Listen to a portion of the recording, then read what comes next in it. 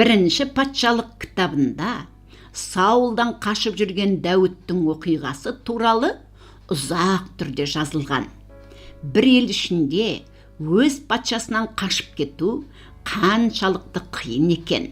Саул Дәуітті жек көріп, оны өлтірмек болғанда, Дәуіт одан қашып, Израильдің ешкім тұрмайтын айдаласының ана жер, мына жерлерінде жасырынып жүрді. Күн сайын ұйықтаған кезінде де, тамақ ішкен кезінде де, күн түн демей қорқынышпен өмір сүруге мәжбүр болды. Сөйтіп жүрген бір күні Дәуітке бір мүмкіндік туды.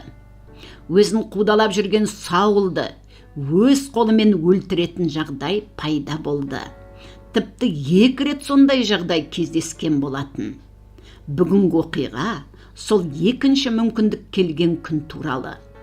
Дәуіт өзін қудалап жүрген Саулдың айдалаға жақын Хақила төбесіне келгенін естіді.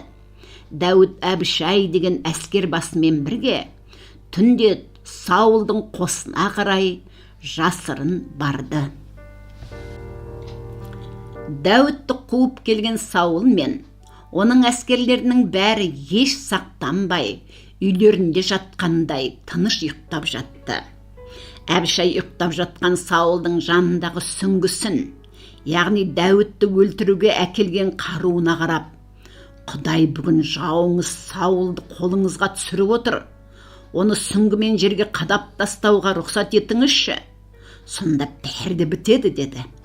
Дұрыс, Саулды өлтірсе, Дәуіт енді қашумен өмір сүрмесе де болар еді. Әйтсе де сонда Дәуіт бір күтпеген сөз айтты. Оны өлтіруші болма. Жаратқан ие тағайындаған патшаға қол көтеруге болмайды. Құдай өзі істейтін болады деп, Саулдың бас жағындағы сүңгі мен су құятын құмырасын алып кетті. Содан кейін Дәуіт арғы жақтағы төбеге шығып қатты дауыспен: «Сендер неге патшаларыңды қорғамайсыңдар?» деп Саулдың әскерлеріне айқайлады. Сосын өзінің дауысын бірден таныған Саулдан алып кеткен оның сүңгісі мен су құмырасын көрсетті. Сондай-ақ Дәуіт өзі Саулды өлтіретін еш ой ниеті жоқ екенін айтты. Сонда Саул өзінің ақымақ болғанын және күнә жасағанын мойындап, Дәуітке бата берді. Осыдан кейін Саул Дәуітті қудаламады. Балалар, Дәуіт өзін өлтіру үшін соңынан қуып келген Саулды кешіріп, оның жүрегін өзгертті.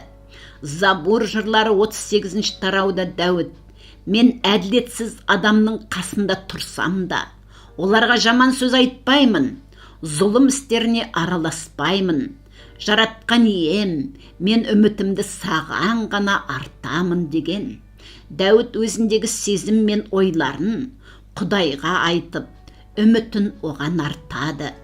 Әйтсе де адамдар әлі де Дәуітке қиыншылық берумен болды. Әрбір сондай кездерде Дәуіт қайта шешім қабылдады. Жаман адамды жазалау менің ісім емес, сол Құдайдың ісі. Құдай әрдайым мені қорғап бірге болады деп. Біз де Дәуіт сияқты, Құдай ғана менің жалғыз үмітім деп мойындасақ қалай? Сонда біздің достарымызға деген сөз бен істеріміз Дәуіттікі сияқты сақ болып, ізгі болар еді.